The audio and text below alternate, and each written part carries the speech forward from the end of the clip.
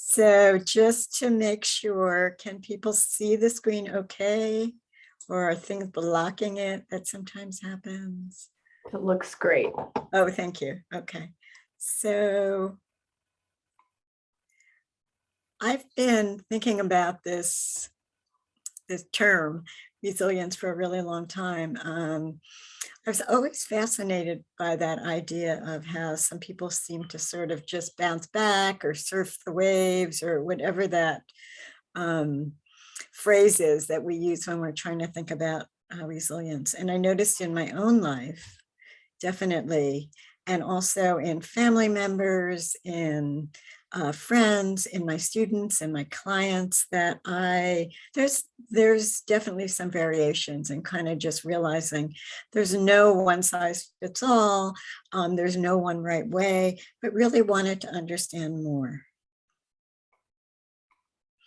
So as you all also experienced during the first part of the pandemic, when we got sent home in March, and I had been teaching classes in Watsonville and loving being there, of course.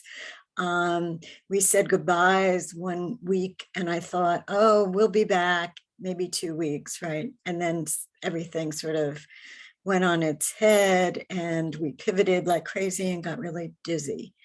One of the things that brought me such a sense of hope and such a sense of respect and admiration was a group of students that were in one of my human service classes.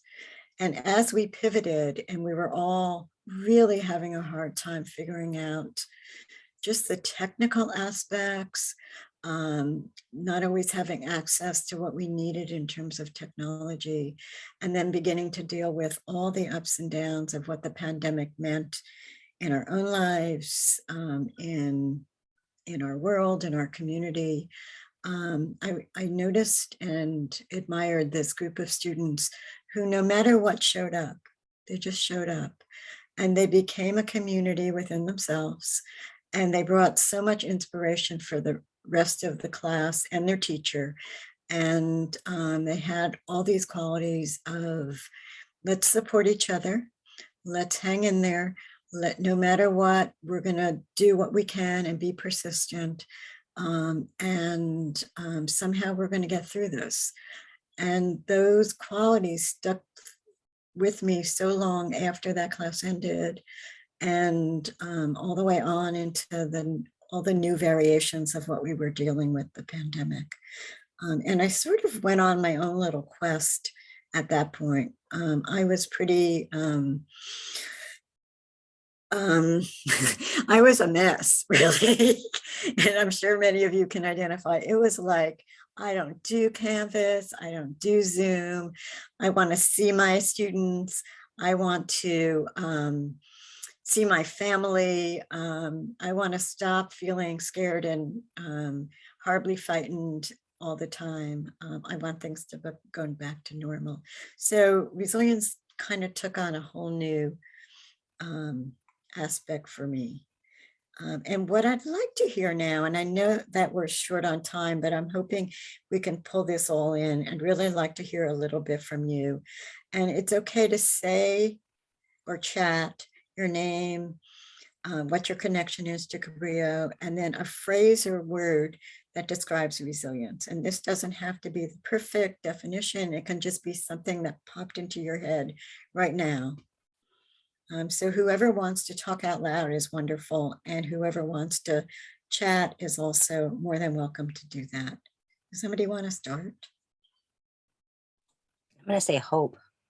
Thank you. Thank you, Katie. Katie, you've certainly provided me with hope. Thank you. Thank you. Who would like to go next? I'll share. Okay. My name is Geneva, and my connection to Cabrillo is that I'm an English instructor here. And resilience to me means retaining our core self in the face of life's storms. Oh, thank you, Geneva. That's beautiful. Thank you. And then I see Erin has shared in the chat, who's a mental health counselor, a willingness to be a beginner. Thank you. Wonderful. Who else would like to go? I can go. I'm Marilyn. I'm an EOPS counselor here at Cabrillo. And the word resilience to me, what it brings to mind is inner strength. Thank you. Yes. And I see Denisha, who says she's a student, welcome, and to be able to recover quickly from difficulties. These are wonderful. And Michelle says courage amidst overwhelming circumstances. Wow. As I think back on our last 2 and some years, it's like, yeah, that's what we've been practicing with, huh? Yes. Maria says, my connection to Cabrillo is that I'm an ECE and CJ student, and that my connection to resilience means to adapt and be able to have courage overcoming difficulty. Oh yeah, yeah. And then Josie says, never giving up. And I see David has keep on pushing. These are so wonderful. Thank you. Ali says strength. Thank you. So anybody else want to say it out loud or check out our chat?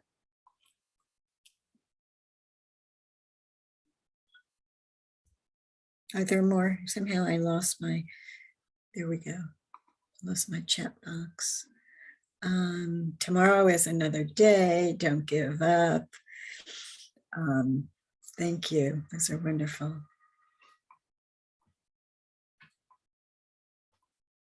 I see strength. Anything please yell out loud. I see tomorrow is another day. Yes. And is there any? Angel said adaptability was one of the Oh, first shares. yes, thank great. you, Yeah. Angel. That's great. Yes.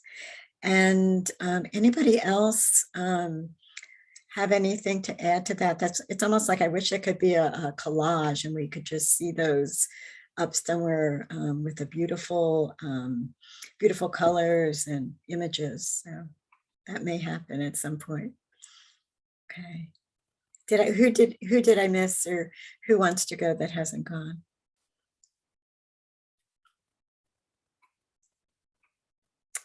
Okay. So as I come back around kind of to look at resilience, and this is really based on definitely those students. And I didn't mention in the first part of the story, but one of the things that I thought was an important element of the students' strengths and the students' resilience is they had a mentor, a support person, and an ally. Dulce, Liz, I'm going to say your name wrong. Are you here, Dulce? Can you say your name? No, maybe she's not. Hi, yes, I'm here. Hi, Dulce. Please correct my pronunciation of your name. Lizarraga. And Dulce was our supplemental instructor. And so she led with such courage, such role modeling, such support, and such mentoring that it was a way for people to really come together and feel safe enough to show up however they were and persist through that really, really difficult semester. Thanks, Dulce. It's good that you're here. So as I come back to look at resilience and just thinking about all the ups and downs and craziness and all the lessons that we're still learning with our pandemic, and then also the realization of we are not dealing with a level playing field when we're talking about people having access to resources, when people having the kind of support that they really need, and just the kind of acknowledgement and honoring that it takes to create resilience in our lives every single day. So those are like the some important pieces to the puzzle. And then also the idea that what resilience is not, and I think sometimes we forget to say this, It's not anything that blames us or pathologizes. Oh my goodness, no, huh? And it's also not pulling ourselves up by our bootstraps, whatever that means. I read an article about an interview Sotomayor did about saying, wait a minute, this is not even, should not even be in our language about how we can do this and achieve and And it's also not this toxic positivity that seems to be going on where we're only allowed to say positives, and if we have negative thoughts or feelings, somehow it's our fault. So that's definitely not about that. And again, as I move forward, feel free to jump in, share, chat, whatever is needed, so that you feel like you get questions answered. You also contribute to our time today. And I wanted to say this, that again, not coming from the expert, coming from the person that's very interested in creating more resilience in my own life and in the lives of people I care about. So some of this may be, oh yeah, that's not going to work for me. Some of it may be, yeah, that might work, or I'll adapt it in a way that fits. Oops. So this is what the American Psychological Association says about resilience. And one of the things I like about this is they define it as a process. So it's not like a one-time event and then you're resilient, and it's sort of this continuing idea that we all go through life facing adversary and trauma and tragedies. And that the resilience is the process of, I don't even know if I would say adapting. It's almost like yoga or dance, where we learn a way to be flexible, to be creative, to be strong, to be definitely reaching out and saying, hey, I need help, all of that and more. And also what I like is, and they didn't used to say this, but they say it's can involve a lot of personal growth, which I found in my own life to be true. What people used to say is that resilience was something you either had or you didn't. It was, we were born with it and they could measure it. And they had very discrete categories of what that meant. But what we're saying now is that it's a process of adapting well in the face of adversary. And it's like working out. It's like developing. It's like practicing. And some days we're on it and some days we're not. But things change and things shift, and we change and shift as a result. The other thing we're knowing is that we're hardwired into this. We all have this capacity. It's not like some of us got it and some of us didn't. It's in all of us. And then some of the conditions that impact resilience, and probably we know this when we think about our own lives or other people's lives. What's happening right now that is creating whatever is going on is, and sometimes it feels like it can be the same. So when I couldn't get into the Zoom room this morning or this afternoon, I had a lot of experiences and feelings. In a way, I felt relieved, like, oh, good, Diane will just do it, and that would be great, because she's a master. But I also felt sort of like, no, I made a commitment, I have to do it. What does it mean if I can't do it? And I went through sort of a little crisis, but I was safe. I was in my own house. I did have my computer. I did feel a lot of trust and faith in Diane and all of you all. So it wasn't like a fatality or a really serious accident or really a crisis. Okay. The other thing that impacts us is, what has that been like before in our past? What are our past experiences? And what helped us? So it's not just that we had trauma and adversary, it's also what kinds of things helped us mitigate and recover from the trauma. And we know about the ACEs or the ACE questionnaire, and how there's definitely factors that can be really hard on kids and hard on us as adults. But we also know that there's certain resources and certain things that go a long way to helping us heal. So it's like looking at that in a holistic way. And then are there resources in place when we go to look for what do we really need on a logistical level, on a practical level, on a mental health level? What's there for us? And it might be informal kinds of things like our families or friends. It might also be what's available in our community that can really support us. I know at Cabrillo, Student Health Services is a huge support to students and to teachers. And then again, those inner qualities. What do we have already? And then what can be developed and enhanced? Because we all have all of those in ourselves, although we don't always feel like it. How do we impact and enhance them?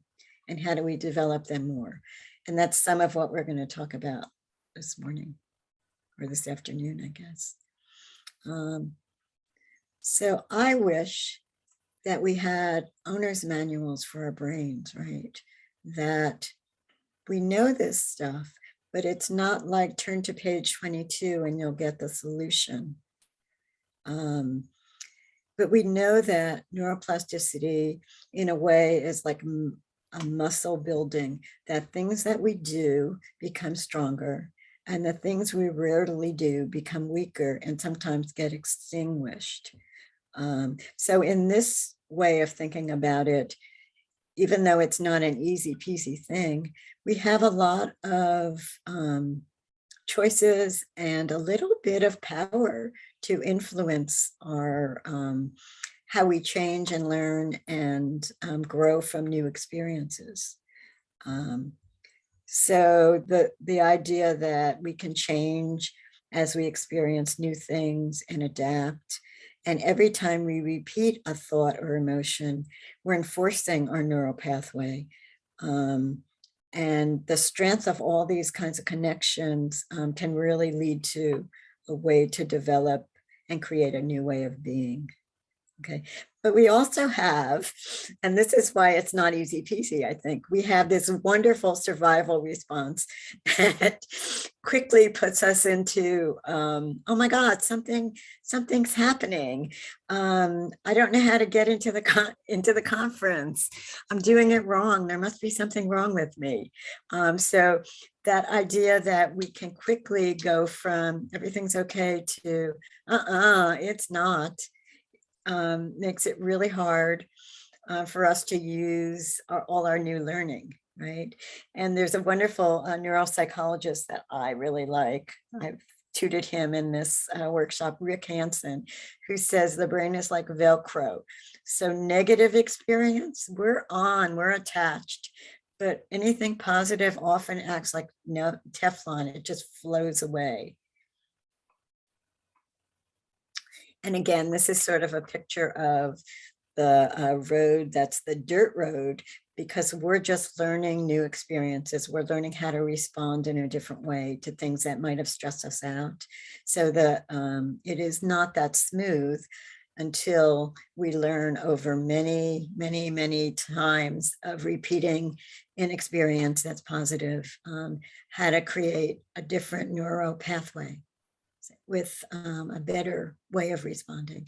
Any questions or comments or feedback about any of this as we go through?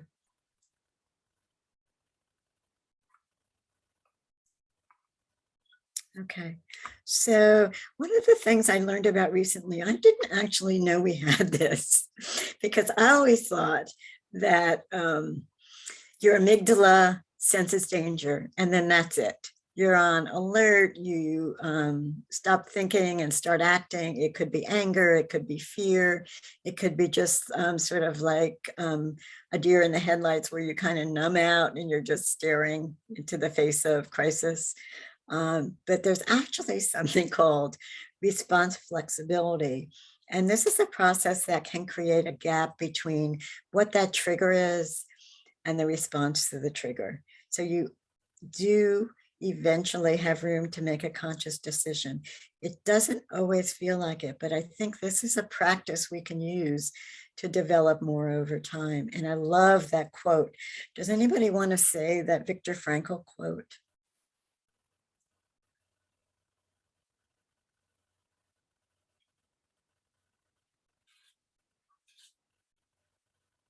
No. I can say it if you like. I would like that because I want to hear it. I don't want to read it. Thank Okay, you. I'll say it.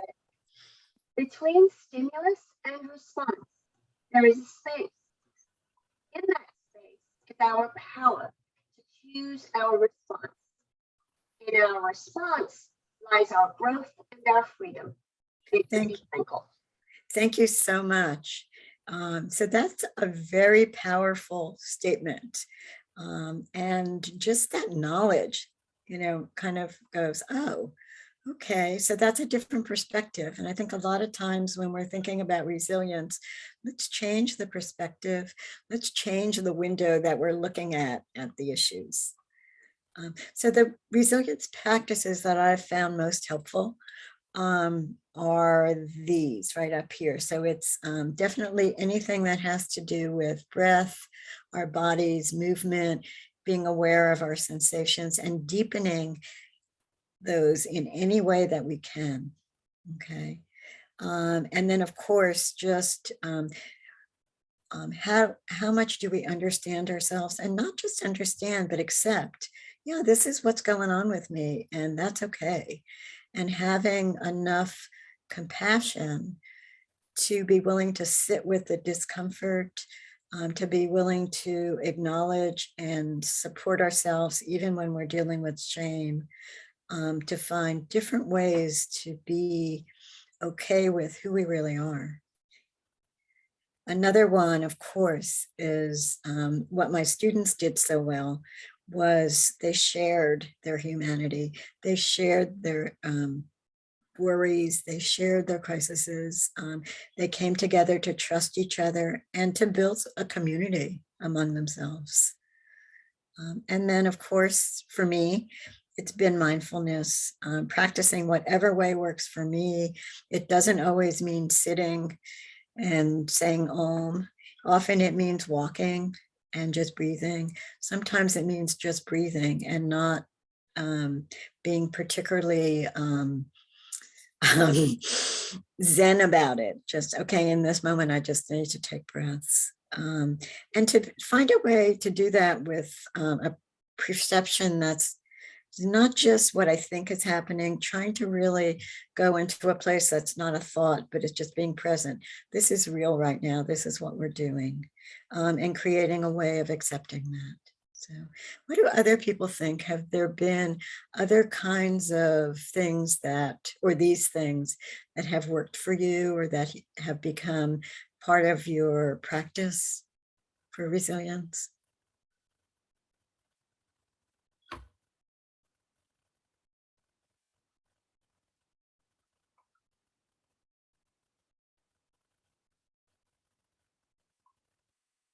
I'm kind of waiting, but I think I'm just going to move on. If anybody thinks of something, they can chat it, or they can. And if you see a chat, please let me know something in the chat, or they can just say it. So as I sort of delved, again, I think I had mentioned, this has been a 2+ years long journey for me. And these are some of the things that have been important for me to keep coming back to and remembering. Definitely one size does not fit all. So no matter what my really good friend told me worked for her, it just didn't work for me, and that I had to be okay.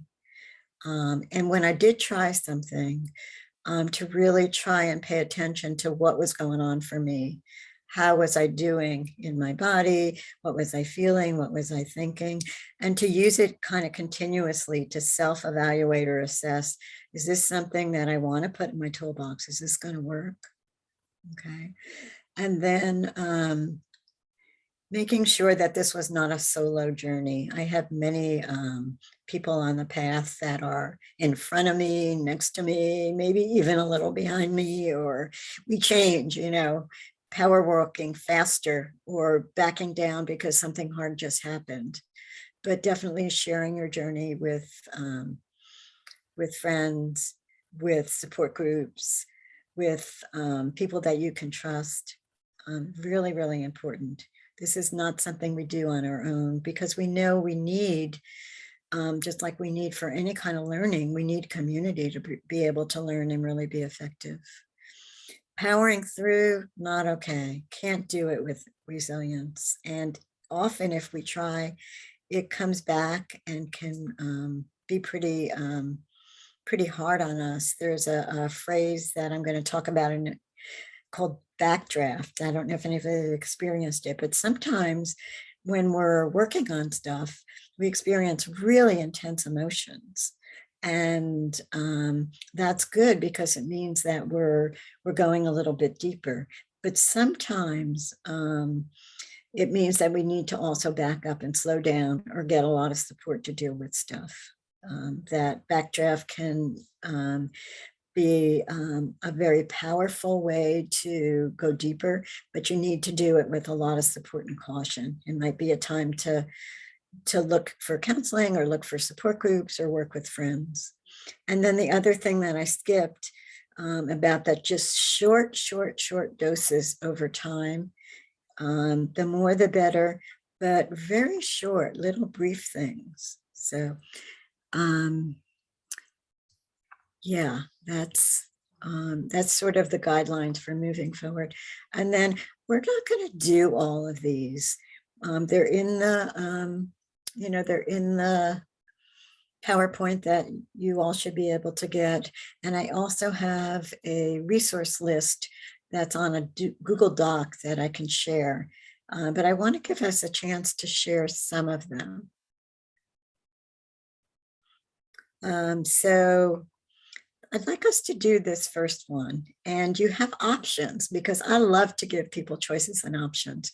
So there's two ways to do this. And one is just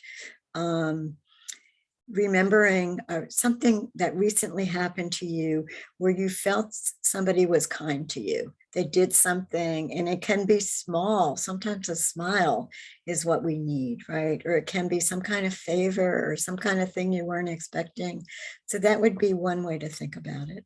The other option, which I also want to encourage you to think about, is before we go into it, think about something that leaves you in a sense of awe.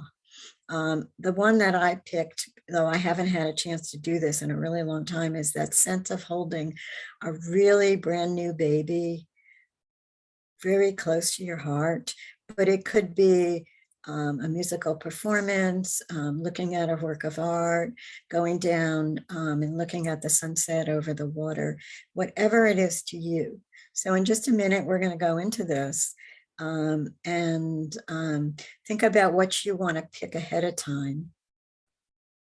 And then let's just take a brief pause and see if you can take a breath. If you feel comfortable, close your eyes. Sit for a moment in silence.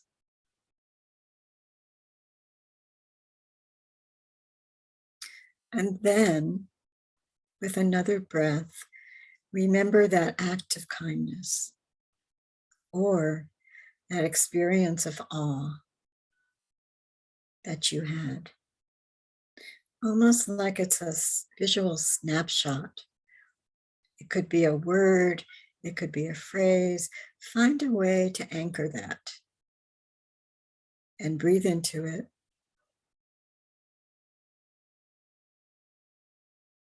Knowing you can come back to this at any point. Figure out what your snapshot's going to be. Is there something you can say to yourself to go back to this experience? Is there some kind of object that you can hold?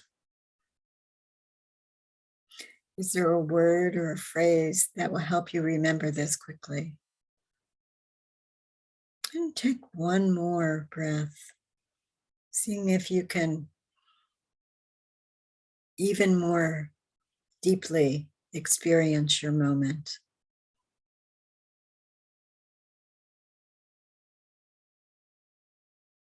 And when you feel done, go ahead and just open your eyes. Be slow about coming back to the now or the present.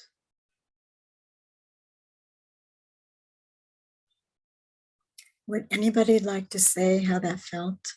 You can chat or say it.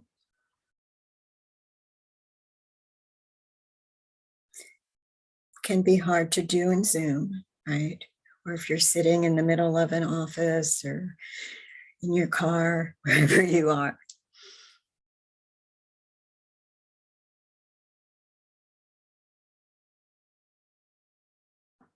Thoughts or feelings? For me, it was refreshing. Thank you. Okay.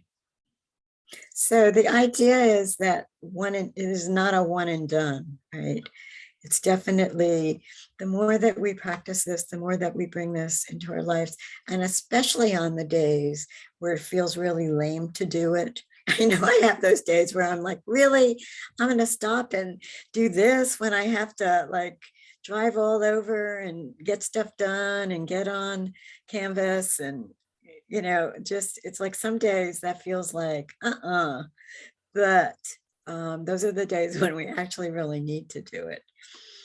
And the idea is that the more that we bring this in as a natural practice, it doesn't feel so foreign. It doesn't feel quite as lame to do it if we do it frequently, but very briefly. It's not like a day-long practice. It's like just for a few minutes. And I like I'm looking at the chat responses. Yes, the release or the relief of stress and definitely can help us sort of have a quiet moment. So this one also, we're not going to do this one, but I love just remembering to stand up, take my shoes off, and just feel what's going on with my feet.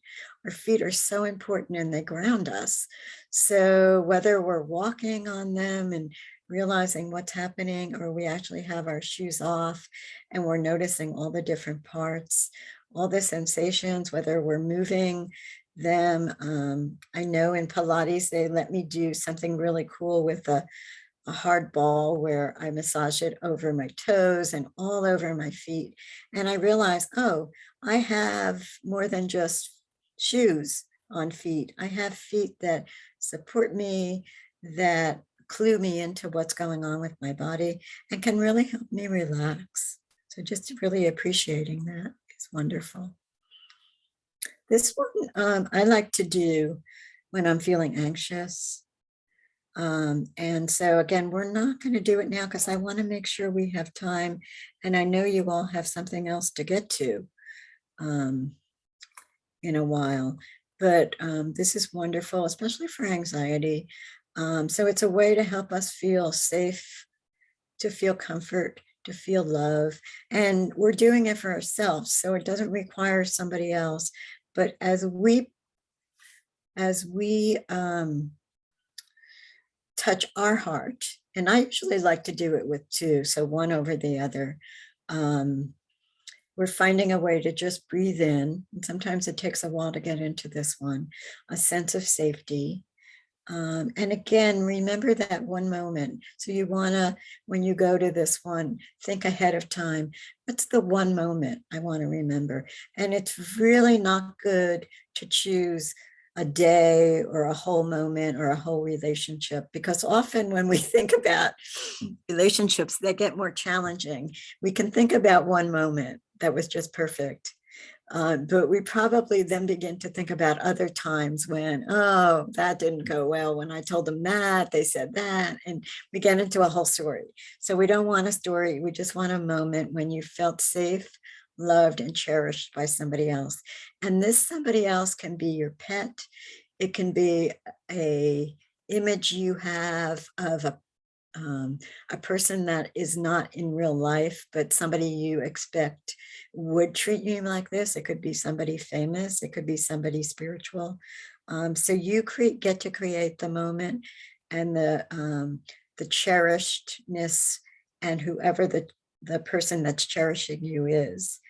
And then try to stay in this for a couple of minutes, because you'll notice if you can stay with it and breathe, that it can go much deeper.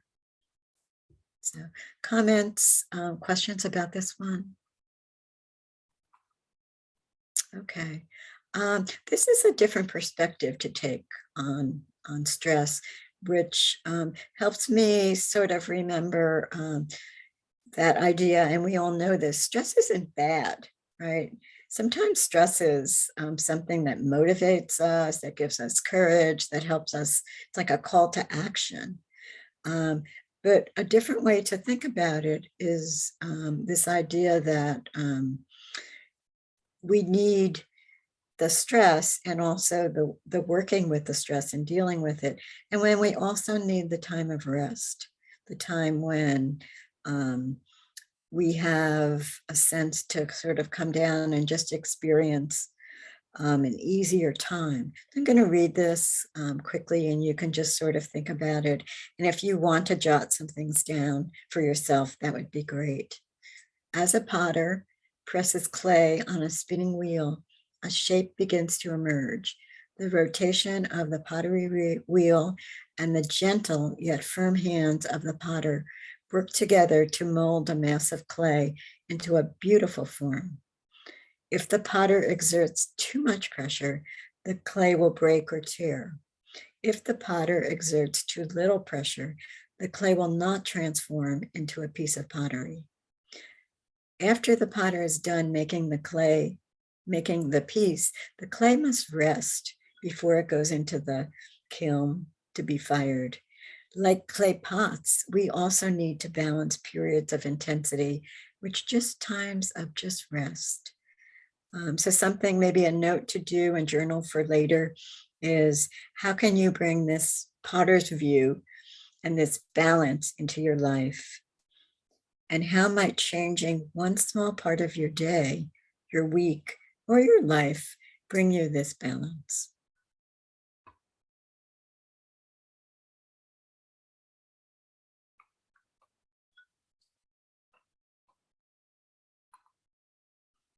And again, this is like homework, one to take home with you if you would choose to. These are just a few of the traits of resilience. I think we could go on and on and on if we brainstormed and wrote big lists. But these are some that people tend to think about as having to do with resilience. And what I'd love you to do on another day when you have time and you're journaling or just thinking about your life, go and choose 3 that you really know you have. As soon as you look at them, you go, oh yeah, that's me. People say that, or I know that for myself. And then think about an example. When have you used this, this trait? So you actually have a concrete memory of, yes, I have that trait, and I think about it when I did this. Put your list away and then come back, look at it again in about a week and add some more. And then you might also, either that same week or another week, choose some that don't feel quite as strong for you. They're there because you know we all have all of these innate traits in us, but maybe you haven't had a chance to practice them as much. So come back and work on those, and you can repeat. It's kind of like wash, rinse, and repeat as often as you want, to sort of give yourself that added boost of, I know who I am and I know what these, how these show up in my life. Thank you, Erin. Thanks for the, thank you about the pottery. Okay, so this is kind of one of those behavioral ideas that we like to think about doing. And sometimes they work really well, other times not as well. But this is from something that's been around a long time, where we recondition our negative thoughts by replacing them with positive ones. And it's actually called ants and pats. And the ants are the automatic negative thoughts that jump right into our head. Like when I was prepping for this workshop and I said to myself, what do you know about resilience? You don't do that well with it yourself. I immediately felt, oh my goodness, what am I going to do? Okay, so I tried out, oops, I'm sorry, I have to go back. No, not go forward. See, I'm doing all the negative things I told myself I was not going to do.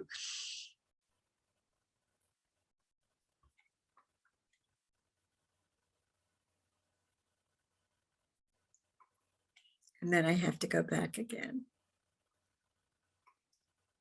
And I have to go back one more time. Sorry, but I'm back. I did it. So the negative thought is, wow, Gail, you really messed up. I'm doing this in action. And the thought that I'm trying to replace it with right now, as we're doing this, is, yeah, sometimes you mess up, but that's okay. You know how to correct, self-correct, and get back on track. Okay. So what you would do if you want to do this, and you can do this for yourself, you would make a list of 3 negative things you notice yourself saying to yourself. And that's usually pretty easy to do. And then for each of those things, find a positive statement that is kind of the antidote or the counteraction of the negative. And we can begin to rewire those negatives by saying the pats many times a day. So at first you start by just using the positives, right? Because we want to get some of that, the Rick Hansen thing where he talked about the negativity and how that is Velcro. We want to get some of the positive experiences to stick. So we want to say the positives lots and lots during the day, and then start noticing when you say something negative, could you replace it with another thought? And then start doing that more quickly. Each time you're noticing a negative, quickly substitute it. Has anybody ever tried that? And how does that work if you have?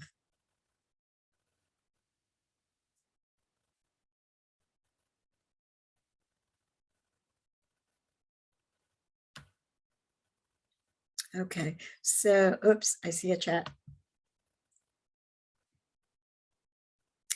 Thank you, Denisha. So it sounds like, yes, it did help you improve your mood. Thanks. So, we can't do resilience creation or working with our resilience in isolation. It's important to have people who believe in us, people who are maybe on the same journey as us, people you can call in the middle of the night, and, well, maybe not the middle of the night, but you can call and say, I just need to talk. So this is sort of a part of building that interpersonal part of resilience, is strengthening existing connections, people that maybe you've lost touch with. I know during the pandemic, we were really struggling to find ways to keep connected and to create important connections. Also looking for new opportunities. You never know who's sitting next to you or could add some support to your day, or that you could actually help them. And we know that every time we support or help somebody else, that increases our self-esteem and the positiveness that we feel in our lives. So I'm cautiously suggesting that when it feels healthy and appropriate, we have real life visits, because this is wonderful that we can do this. But there's something about looking in somebody's eyes in real life, feeling their presence in a real room, feeling the energy that they bring, that we really can't replace, and we need to still find ways to have it. And then always, when stressed, reach out, to not isolate when we're dealing with having a hard day, having a hard life.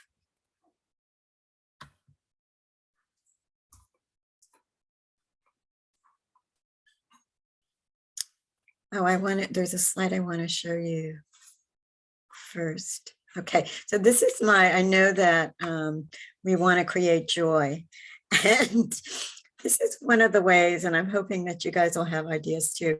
This is one of the ways that I like to create joy. I like to collect quotes. And I used to do this a lot as a teacher. I don't know, you all probably did too, but that just finding the perfect thing to say or put up in a slide or write on the board or say out loud can often help like completely change our point of view, especially if it's funny.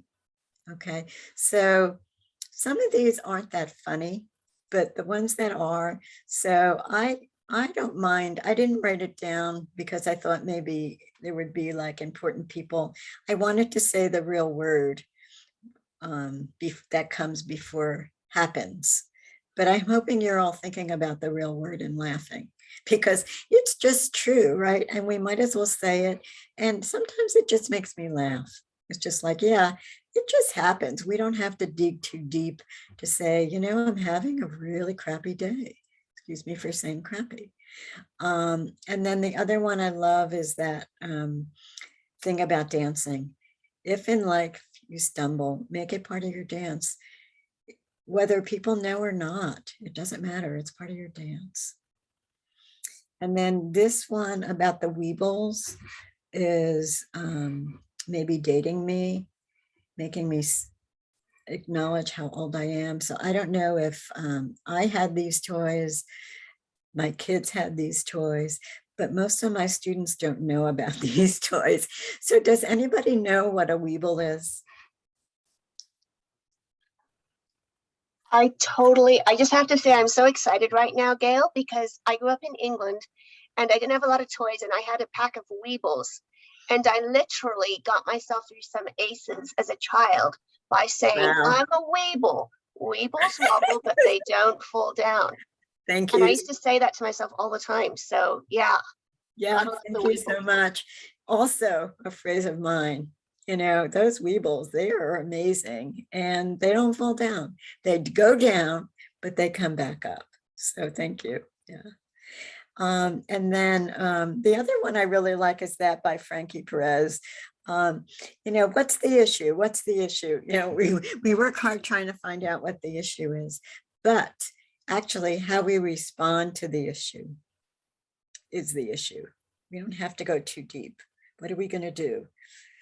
And then the other ones are just wonderful quotes from Linda Graham, who I absolutely adore. And she's been somebody I've gone to lots of workshops for, who does a really good job. So I'm going to show you, thanks for letting me know, Diane. And I'm going to just go to my, let's see, my resilience workshops. So resilience resources, sorry. So I think that I'm gonna defer to the tech people and, you know, whatever I have to do, I can get, I know that you all have my slides, so can get them to people. And then this particular doc is a shared Google Doc that you can read and people can actually add to if they wanted to, but it has a bunch of resources, different books I've read, different workshop I've gone to, different websites, bunch of stuff. So I'd like to sort of end as that, as my gift. I wanted to do a what's in your toolbox event, a breakout room, but I see that we don't have time. So maybe you can do that in some other way for some other time. But I appreciate so much you're honoring me by letting me come and talk to you. I've hoping that this has been helpful.